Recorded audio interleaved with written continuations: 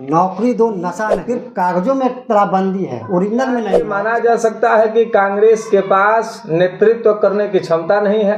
अगर लोग जो है नेतृत्व उससे करने भाग की रहे क्षमता हैं। नहीं होती तो 60 वर्षों तक शासन कैसे चला। 16 तारीख को एक विराट प्रदर्शन होगा। आज आप लोग प्रेस कॉन्फ्रेंस कर रहे हैं, क्या उद्देश्य है, क्या मकसद है? सर्वप्रथम तो यहाँ उपस्थित सभी मीडिया बंधुओं को मैं हार्दिक अभिनंदन करता हूँ और धन्यवाद भी करता हूँ कि आपने अपना कीमती समय हमको दिया।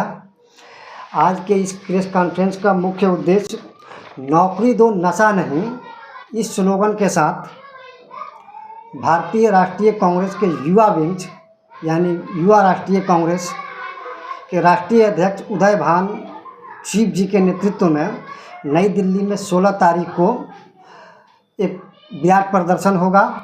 और इस प्रदर्शन में हम लोग सरकार का उन नीतियों का खंडन करेंगे जो नौकरी नहीं देने यानी देश को बेरोजगार करने और देश को नशा की ओर ढकेलने के क्षेत्र में सरकार की नाकामियां कैसे रहीं, ख़ास तौर से भारत सरकार की और भारत सरकार के साथ साथ अन्य प्रदेशों की प्रदेश सरकारों की, उसके संबंध में हम लोग देश को अवगत कराएंगे और सरकार को अपनी बात मनवाने के लिए मजबूर करेंगे ताकि ये सरकार नौकरी के लिए भी कुछ करे और बेरोजगार युवाओं के भविष्य को उज्जवल करने के लिए कोई ठोस कदम उठाने पर मजबूर हो और साथ ही साथ इस देश को नशा मुक्त करने की ओर भी अग्रसर हो। क्योंकि वर्तमान समय में हम देख रहे हैं कि हमारे देश के युवा, काफ़ी संख्या में नए युवा गांजा, चरस, अफीम और दारू इस तरह इसके लत में डूबते चले जा रहे हैं और इसका बहुत ही बुरा कुप्रभाव हमारे भारतीय समाज पर पड़ रहा है। इसका दोषी कौन है? जो ये बोल रहे हैं कि जैसे आप लोग स्लोगन भी है नौकरी दो नशा नहीं, तो इसका कौन माने थी है नशा से लेके, इसका जवाबदेही कौन है? इसकी जवाबदेही पूर्ण रूप से भारत सरकार की मैं समझता हूं और भारत सरकार के साथ साथ राज्य की सरकारें जो इस पर विशेष ध्यान नहीं दे रही हैं। लेकिन जब भी पार्टियां जो है सत्ता में रहती है और सत्ता में जब जो भी पार्टियां आ जाती है तमाम वादा करती है, लेकिन सत्ता में आने के बाद पार्टियां क्यों चुप हो जाती हैं? जैसे आपका भी कभी सरकार हुआ करता था। जब कांग्रेस की सरकार हुआ करती थी जी, उस समय का रिपोर्ट कार्ड और आज का रिपोर्ट कार्ड आप देखें तो गांजा, चरस, अफीम जैसे लत जैसी नशा के और भी जो संसाधन हैं उनमें लत युवाओं के का प्रतिशत जो था उसमें और आज के समय में जो प्रतिशत है इसमें बहुत बड़ा अंतर है। मोटा मोटी 18 से 20% का अंतर है।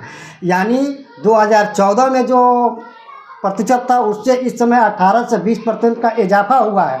आप नेशनल लेवल का रिपोर्ट उठाकर देखें। इस बेस पर हम ये कह रहे हैं कि इस सरकार ने इस बात को बढ़ावा दिया है, न कि इसको कम करने के लिए कोई योजना बनाई हो। और पिछले 10 वर्षों से ये सरकार केंद्र में स्थापित है और इसके विभिन्न राज्यों में भी सरकारें हैं। ऐसे में अगर ये चीज़ बढ़ा है तो इसके लिए जिम्मेदार किसी और को कैसे माने? मैं वर्तमान केंद्र सरकार को इसीलिए इसका जिम्मेदार मान रहा हूँ। लेकिन 1970 के बाद आपकी कांग्रेस कमेटी जो है, आपके प्रदेश लेवल के लोग जो है टूटने लगे थे और 1970 के बाद आपके पार्टी से जो है कई पार्टियां बनी। आप ही के दल से कुछ निकले और कई पार्टियां बना दिए। इस पर क्या कुछ कहना चाहेंगे? देखिए, कांग्रेस एक विचारधारा है, पार्टी नहीं है और किसी विचारधारा को कभी मारा ही नहीं जा सकता है। अपने क्षणिक लोक लाभ के लिए कोई इस तरह का कदम उठाया भी हो पुराने समय में तो वो अपना एक क्षणिक लाभ उठाया और सत्ता तक पहुंचा, नहीं पहुंचा। ये एक तो क्या ये माना जा सकता है कि कांग्रेस के पास नेतृत्व करने की क्षमता नहीं है? अगर नेतृत्व करने की क्षमता नहीं होती तो 60 वर्षों तक शासन कैसे चलाती? और वर्तमान समय में भी कई स्टेटों में सरकार है और अभी भी हम एक मजबूत विपक्ष की भूमिका निभा रहे हैं, तो कैसे कह सकते हैं कि हमारे पास नेतृत्व क्षमता नहीं है? हमारे राष्ट्रीय अध्यक्ष मल्लिकार्जुन खड़गे जी एक अनुभवी नेता हैं। स्मार्ट मीटर पे क्या कुछ कहना चाहेंगे? स्मार्ट मीटर के माध्यम से सरकार के द्वारा बिजली विभाग के अधिकारियों को लूटने की एक खुली छूट दी गई है। स्मार्ट मीटर पूरी तरह से एक सक्सेस योजना नहीं है। अच्छा गौहर जी, ये जो यूथ कांग्रेस है अभी, क्या कांग्रेस का जो गरिमा था जो कहीं ना कहीं विलुप्त हो गया था उसको वापस लाने का काम कर रही है? बिल्कुल करेगी, और पहले भी करती रही है, आज भी कर रही है। और इसी उद्देश्य के पूर्ति हेतु हमारे नवनियुक्त राष्ट्रीय अध्यक्ष उदय भान सिंह जी के नेतृत्व में हम लोग दिल्ली में नौकरी दो नशा नहीं स्लोगन के साथ एक भारत सरकार की गलत नीतियों के खंडन हेतु, विरोध हेतु सड़कों पर उतरेंगे। अच्छा, आप एक कांग्रेस का उभरते हुए नेता हैं, युवा हैं, क्या कहिएगा? गोपालगंज जो हर साल बाढ़ में दह जाया कर रहा है, इस पर कोई आवाज़ नहीं उठ रही है, ना कोई काम किया जा रहा है सरकार के द्वारा। मैं कांग्रेस का एक नेता नहीं बल्कि एक कार्यकर्ता हूं, समर्पित कार्यकर्ता हूं। रही बात गोपालगंज को बाढ़ मुक्त करने की, तो बाढ़ मुक्त करने के लिए जो योजनाएं ज़मीन पर, धरातल पर बेहतर तरीके से उतरनी चाहिए, ऐसा नहीं उतर रहा है। और पिछले लगभग 35 वर्षों से बिहार में गैर कांग्रेस सरकार है, और गैर कांग्रेस सरकारों के द्वारा, कांग्रेस सरकार के द्वारा किए गए प्रबंधों को जो बाढ़ नियंत्रण के लिए किए गए थे उसको और बेहतर आगे नहीं बढ़ाया गया, या उन किए गए उनका भी मरम्मतीकरण कर रखा नहीं गया सही से, जिसका नतीजा हुआ कि 35 सालों में ये सब और डैमेज हो गए और बिहार बाढ़ के माध्यम से बदहाली का और ज़बरदस्त शिकार होता चला गया। अच्छा, हमारे पास वो क्षमता नहीं है कि हम कोसी बराज को रोक सके या उसको? बिल्कुल क्षमता है, और ज़बरदस्त क्षमता है, और हम इसे रोक सकते हैं और इसका एक अस्थायी निदान कर सकते हैं, परंतु सरकार की नीतियाँ ही उसके प्रति सही नहीं है। अच्छा, बिहार में युवाओं को रोजगार को लेकर के प्रदेश कांग्रेस के पास क्या एक प्लान है? प्रदेश कांग्रेस के पास इसके लिए एक बेहतर और बेस्ट विजन है।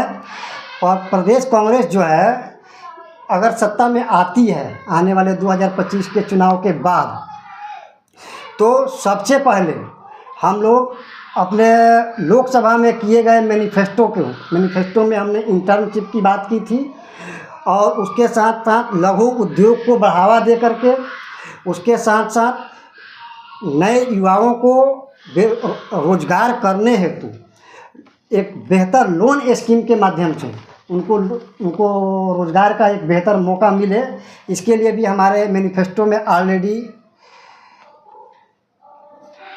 वर्णन है, और हम उस मैनिफेस्टो को पुनः लागू करेंगे, और उस मैनिफेस्टो के माध्यम से हम बिहार के युवाओं को एक बेहतर उज्जवल भविष्य देने की क्षेत्र में कार्य करेंगे। अच्छा जी, ठीक है, लेकिन बिहार में तो पहले से ही शराबबंदी है, ये तो नशा मुक्ति के लिए है शराबबंदी। फिर भी बिहार में शराब नशा को लेकर के जो ये धरना है, ये जो आंदोलन जो भी है, तो इसका क्या औचित्य है? पहले से बिहार में नशाबंदी जो है कागज़ों में और कानून के नज़र में तो है, परंतु हकीकत ये है कि गांव-गांव, गली-गली शराब की बिक्री, होम डिलीवरी हो रही है। और इसको सही तरीके से समझने के लिए आप हर थानों का मुआयना करें और देखें तो किस तरीके से शराब पकड़े जाने के संबंध में FIR की हज़ारों हज़ार की संख्या में एक थाने में FIR आपको मिलेगा। ये इस बात को दर्शाता है कि सिर्फ कागज़ों में शराबबंदी है, ओरिजिनल में नहीं है। और इसका एक साइड इफ़ेक्ट युवाओं पर भी पड़ा है। उसका साइड इफ़ेक्ट ये पड़ा है कि यहाँ के युवा, बिहार के युवा खास तौर से चरस, गांजा, अफीम, हीरोइन और इस तरह के और भी ड्रग्स के ज़बरदस्त आदी हो गए हैं, और इन सबों की बिक्री में भी बेहतर इजाफा हुआ है। बेहतर नहीं, ज़बरदस्त इजाफा हुआ है। इस इजाफा को बेहतर नहीं कहा। ग्रामीण क्षेत्रों में इस तरह की चर्चा होती है कि पदयात्रा जो कर रहे हैं प्रशांत किशोर जी, तो लोगों में ऐसी चर्चा है कि ये पदयात्रा राहुल गांधी के इशारे पे ही कर रहे हैं प्रशांत किशोर जी। क्या इसमें क्या सच्चाई है? कुछ सच्चाई है या फिर ये सब एक अवधारणा बनाई गई है? भारत जोड़ो यात्रा और ये पद यात्रा जन स्वराज का, ये दोनों कंपेयर करके बताइए आप। दोनों एक अलग अलग यात्रा है। अब ये आज़ाद देश के आज़ाद नागरिक प्रशांत किशोर जी भी हैं, राहुल जी भी हैं, वो भी एक अपनी पार्टी बना चुके हैं, और उन्हें इस पदयात्रा करने का या बिहार के लोगों के इशू को उठाने का प्रशांत किशोर जी का अपना अधिकार है। वो अपने अधिकार का पालन किए हैं। रही बात कि आने वाले समय में वो जनता के विश्वास पर कितना खरे उतरते हैं नहीं उतरते हैं, ये विधानसभा चुनाव में पता चलेगा। अभी फिलहाल हम उनको ने नई पार्टी बनाया है, इसके लिए हम उनको शुभकामना देते हैं। अंत में क्या बोलिएगा 16 अक्टूबर 2024 का जो आप लोग का प्लानिंग है? हम अपने गोपालगंज और बिहार के युवाओं से ये अपील करेंगे कि ज़्यादा से ज़्यादा संख्या में आप लोग दिल्ली पहुँचें। तो नौकरी दो नशा नहीं, नौकरी दो नशा नहीं, इस स्लोगन के साथ उदयभान चीफ जी के द्वारा जो प्रोग्राम रखा गया है, इस प्रोग्राम को सफल बनाएं और सरकार को अपनी बात मनवाने हेतु मजबूर करने में हमारा अपना सहयोग करें। चलते चलते आपके बगल में विधानसभा के अध्यक्ष महोदय बैठे हुए हैं, इनसे हम सवाल ये करना चाहेंगे विधानसभा को लेकर के क्या आपकी तैयारी है? हमारी तैयारी ये है कि हम लोग अपना जो युवा कांग्रेस वाले हम लोग सब कोई साथ में हैं और हम लोग सब कोई अपना कर रहे हैं। युवाओं को लेकर के प्रदेश में लगातार बातचीत चल रही है या नहीं? नहीं चल रही है, बराबर चल रही है। स्मार्ट मीटर पे भी आप भी कुछ कहना चाहेंगे? ना, इसे हटा दिया जाए, पुराना मीटर ही बेहतर था। बहुत बहुत धन्यवाद।